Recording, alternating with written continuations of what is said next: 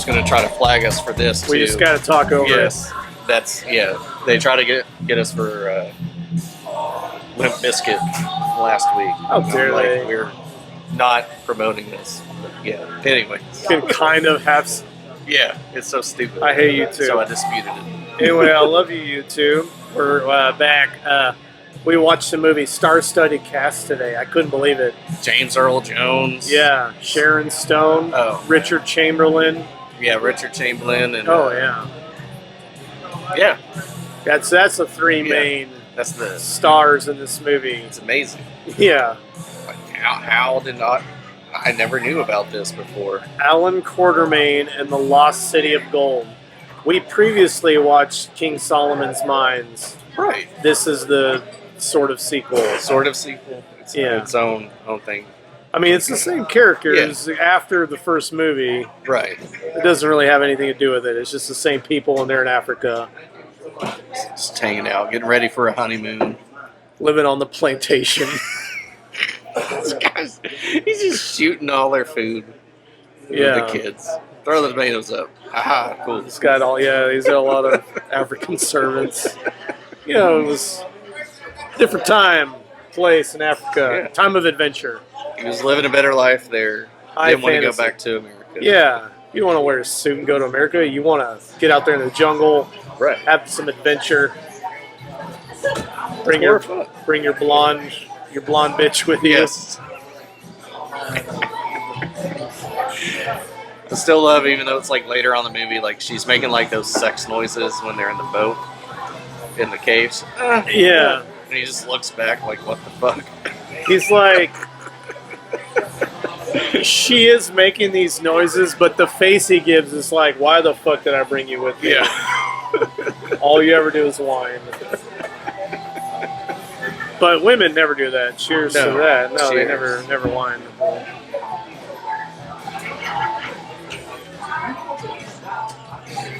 Yeah. Lost City of Gold gives a big hint about what this movie is. Oh, yeah. Adventurer in Africa. His brother had gone on an expedition along with his best friend. Like years ago. To find this lost city of gold. And then one of the people from the expedition shows up right as he's about to go to America for his wedding with Sharon Stone. He's like saying random things, freaking out. He's dying. And talking about the lost city. It's there. His brother's there. Yeah. I felt like when the guy was being chased, the lost city was a lot closer to his house. It's like, it's a good point. This dude's been struggling for weeks. Yeah, it's good. Just running across Africa. Running and bleeding. It was a whole river cave situation. Exactly. Yeah. It took them weeks to get there, but he's getting chased by the hooded African man chasing him. Yeah. It's a good point. So instead of going to America for his wedding, which he clearly doesn't want to do, Allan Quartermain's like, I got to go save my... She bought him a suit to come back to America. Yeah. He's like, I hate it. Super cheesy suit. He got destroyed. He's like, I guess I can't go now. I like the little comedy stuff at the beginning of this. Of like Sharon Stone, she's kind of this fruitcake character, and she's like, well, screw you, I'm going to America alone. And there's this whole scene where she's in the Jeep driving on the road by a cliffside, and there's the African dude's in the seat, and he's looking down the cliff, and she's just like complaining about him, and she's veering near the side, and he's just like... That, to me, it's didn't really look like green screen, but if it was, that portion of it was really well done. Because I thought they were right on the edge. Like, there was actually a car on that edge. Right. Obviously, Sharon Stone wasn't actually driving it, but I don't know. Could be. Like we gotta get realism. Yeah. But there's some funny stuff like that. I kind of like the beginning of this movie more than the ending. Yeah. I like the setup, and I think Sharon Stone and Richard Chamberlain, there's some good chemistry there, and just their whole, like, she's just kind of whining a lot, and he just wants to go on adventures. It's kind of funny. Kind of reminds me of The Mummy a little bit. Yeah, I can see that. But yeah, and then it's just them setting up the adventure, and there's this long. They go through different stages of what they're doing, right? They pick up James Earl Jones. So was he in the previous movie, or was he just set up just random guy he knew before? Random famous warrior with a huge axe. Yeah. And he's got a suit jacket and a bunch of other He's stuff. got a very different, interesting outfit. Yes. That he's just collected throughout the years. Yeah. He was one of my favorite characters, James Earl Jones, in this. Oh, yeah, he's great. Calling out the shawarma dude every time. I forgot all the things where he calls him out, but I love those bits. Yeah, so there's a shady Swami guy who kind of, he's the guy that told his brother about this, and then he wants to tag along basically to get gold. Right. And he's just like a shady psychic trying to steal gold along the way. Fake spiritual healer kind of dude. And the whole time, he's just trying to figure out how to get gold. Yeah. And so, James Earl Jones' character knows it right away. And he's just like, you're a scumbag. I can't stand you. So that's also another one. It's kind of more of a comedic adventure movie than a serious adventure movie. It is. Let's say I probably enjoyed this one a bit more. Well, than some of the Indiana Jones films that I've seen, especially the newer ones. Oh, I'll take it over any of the new ones. Right. But not any of the original three. Yeah. But sure. Sure, yeah. Raiders of the Lost Ark, Temple of Doom. Yeah. Last Crusade. Allan Quartermain. Yes. Lost City of Gold after that. Yeah. Yes. Yeah, sure. I agree with that. Yeah. Absolutely. And then King Solomon's Mines. Yes. There's probably some other. How many of these? How about the Young Indiana Jones TV show? I remember watching a few of those on tape. Yeah, put that in there too. Before that, yes. Yeah, there's just two of these movies. Yes. Yeah. Just two? Just these two. Yeah. Oh, I feel like there should be a lot more. Should have been. Yeah. Should have been. It should be at least 5. They probably couldn't afford the cast at some point. After they saw this movie, they were like, Yeah, 87 was it? Sharon Stone was starting to get really big after this point. Yes. Yeah. It's just like, I'm going to do it for 20 million. I can't do that. All of our budget goes to us flying out to Africa. She's like, I'm going to show my pussy. You're going to have me run around Africa? Shit. Crossing my legs is way easier. That's right. But yeah, they go in this long. It's a long. First 2/3 of the movie is them just traveling. Yeah. And they, there's like the booby trap kind of situation where they go down this like. Oh, a giant corridor thing or something right. on top of the mountain. And the Swami guy tries to take the gold, and the pit opens up. They start to fall, and then there's cannibals they run into on the river that they're running from. Oh, and they think he's a god because he's got he has this knife-proof shirt that he bought at the market. Yeah. They go down into a cave that's in the middle. It's so dumb looking because it's like the wide river, and then there's just this cave in it. They're like, I guess we're going into that. No reason. And they do this whole Dollywood ride thing down to this, and there's a giant flame. Yes. At the end of it. Part of it, they were going around it, and they're like, they start to pass out from the heat. Yeah. Yeah. He ends up shooting the ceiling, and then a giant rock comes down and splashes the flame enough that they can escape. It's just kind of goofy. And then they're in these tunnels, and then there are these puppet snake just random puppet snake things. Coming out and attacking them. And then after that, which I figured there would be more magical beasts after that, but no, it's a lion. It's just a lion coming out of a cave. He shoots it. They move on. Yeah, with a handgun. Yeah. Surprisingly. Yeah, it's just a lion. And then he kills another lion. When they finally find the City of Gold. Yes. Yeah. And they get to the gates. There's big white walls and there's golden gates. Yes. Random white kid. Oh yeah, we forgot about the lost white race. Yes. It's a lost white race. They're talking about this legend of the lost African white race. Yes. Well, is it real? We don't know. Yeah, which I found it kind of odd when they said it, because they're like, the lost white race, but the dudes that were chasing the guy that escaped from there, they weren't white. They were definitely African. very black. Yes. So Yeah. just gonna gloss over that. Yeah. But when they finally get there, a singular kid walks out of these giant golden gates, walking right to a lion, and then walks right into a lion. And they're like, "Well, shit, we got to kill the lion."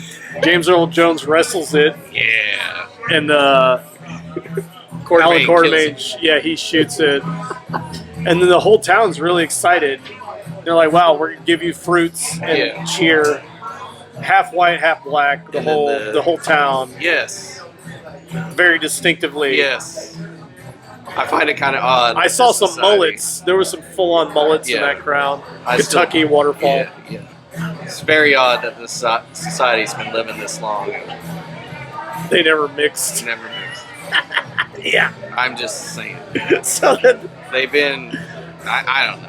I'm not a genealogist of any trade. Not a geneticist. I'm not a geneticist. But that's what I would say. Yeah. And so the whole town's happy, but then they get there, and then there's like the spiritual leader. Yeah. And we found out he was a slave trader. Yeah, who just somehow became their the priest. Their priest. Yeah. He started sacrificing people, and they're just like, I don't know, I guess. Yeah. Like, let's just do it. Just welcome anybody in. Just do what they say. They've got 2 queens and a priest. One's a bitch, one's nice. Yeah. And the priest is like, well, he killed a lion. We got to kill him. So there's this whole, they have a fight. He's got a fetish for putting people in liquid gold. He really gets off on dunking people in gold. Loving it. He's like, yeah.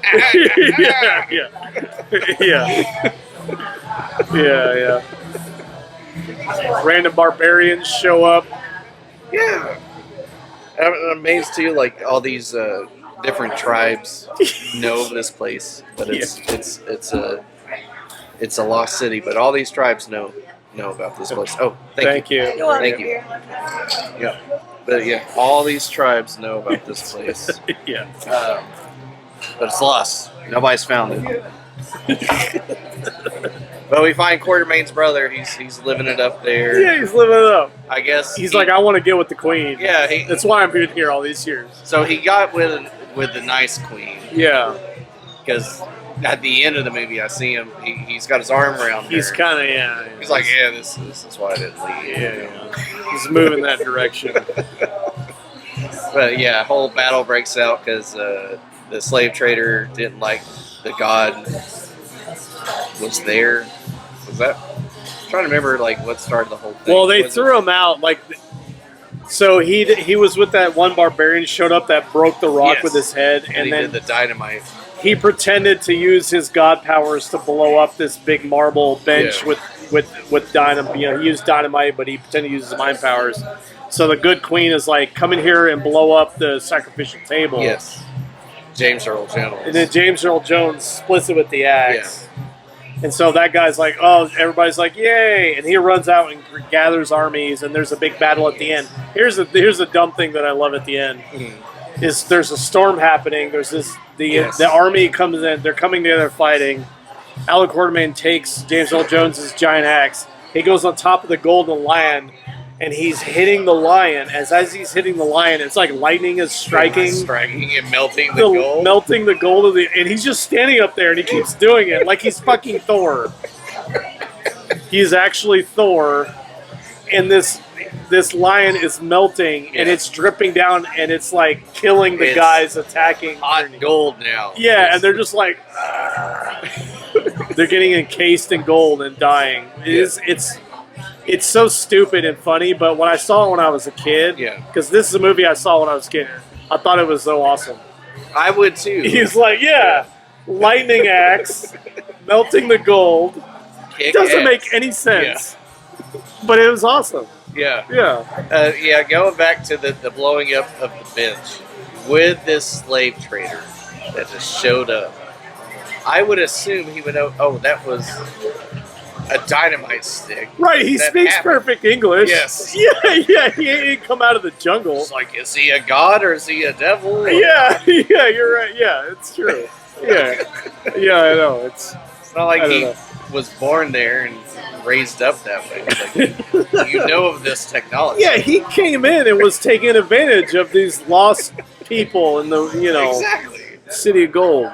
Yeah, it doesn't make you can't think about it too much. It's just a goofy adventure movie. It is a great kids movie, and I'm gonna have to buy these copies so when my daughter gets a little bit older, she's gonna have to watch these. Yeah. Teach her all kinds of lessons about race and all kinds of things.